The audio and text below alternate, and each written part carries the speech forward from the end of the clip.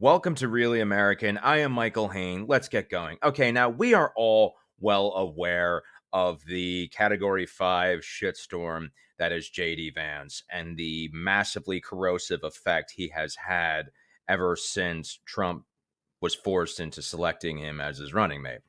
All right. I would venture to guess that this was Trump's worst decision ever since finally deciding to pay one of his independent contractors in Stormy Daniels.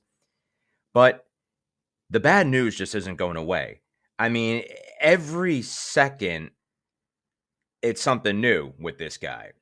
Anyway, it seems that he actually doubled down on some of his bizarre, vile comments about childless people, which the Harris campaign got a hold of. So the best way to invest in it is to ensure the next generation actually exists. So I think sending those signals via policy, but the cultural messaging of politicians is important. I also think, just to be a little stark about this, I think we have to go to war against the anti-child ideology that exists in our country. A few weeks ago, no, Twitter is not real life, but I forget even what caused it, but there was this ridiculous effort by millennial feminist writers to talk about why having kids was not a good thing, why they were glad they didn't have kids, and even encouraging people who had had children to talk about why they regretted having children, which of course is like Mother's Day hook. on Mother's Day, which is like psychologically deranged to ask mothers on Mother's Day to talk about why they regretted having children.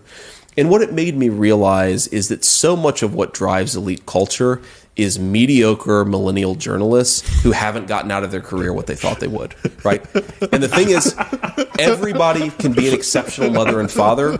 Not everybody can be an exceptional journalist at the New York Times. And not enough people have accepted that if they put their entire life's meaning into their credential, into where they went to school, into what kind of job they have, if you put all of your life's meaning into that, you're going to be the sort of person who asks women to talk about how they regret having children. You're going to be a sad, lonely, pathetic person, and you're going to know it internally, so you're going to project it onto people who have actually built something more meaningful with their lives. I think we have to go to war against that ideology and the people behind it, because we need to say to the people in my hometown, I've seen this with, just to be honest, with my sister. I love my sister is just the best person. I love her to death. And sometimes, she'll say things to me like, maybe I should have delayed having kids. Maybe I should have went to school. Maybe I should have did this or that. And it's like, Lindsay, you've been a great mom. Your children are happy.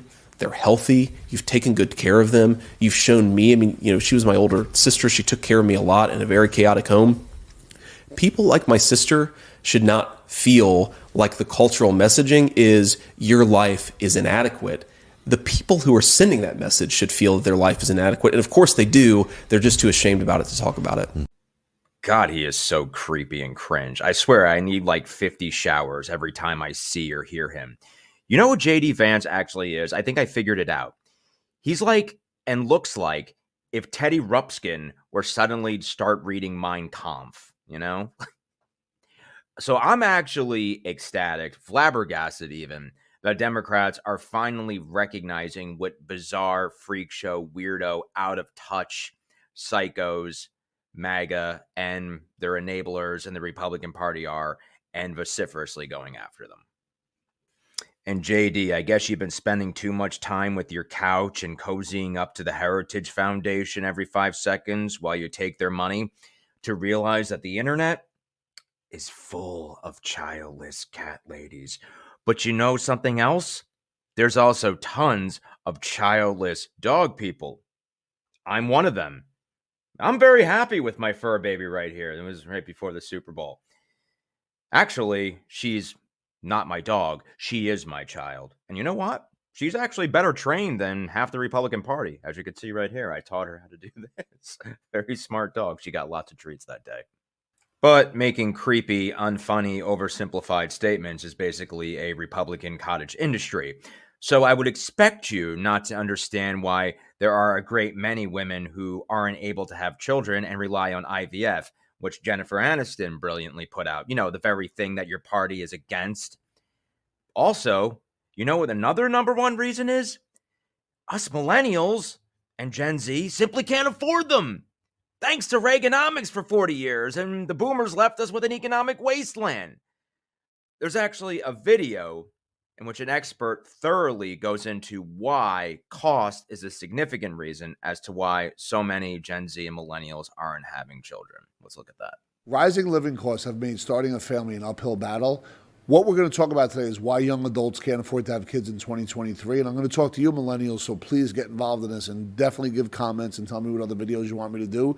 Because of inflation, what's happened in the last 2 years, because money is shrinking in savings accounts and climbing in credit card debt, you millennials are real smart. You're not rushing to have children, but let's talk about what that looks like and how to begin to start your family.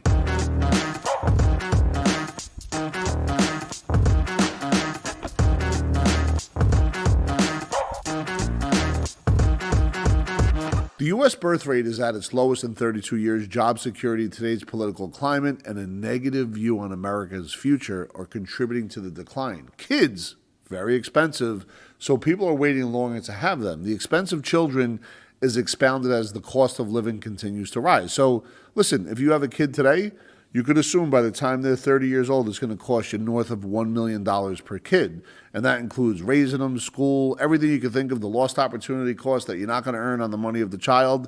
There's ways to play within that space, which we will talk about further one-on-one. But just remember, the expense of a child is approximately, for the first 30 years, about $1 million, if not a little bit more than $1 million a year. So keep in mind in your overall planning process, and I think the millennials are trying to do that, when it comes to proper planning, diversifying within and amongst asset classes, kids are an expense, and there's a massive lost opportunity cost with that expense. So too expensive. Men and women ages 20 to 45 were polled. 64% said childcare is too expensive. So you think about a husband and wife both working, that childcare is like $2,000 to $3,000 a month. 44% said they can't afford to have more children.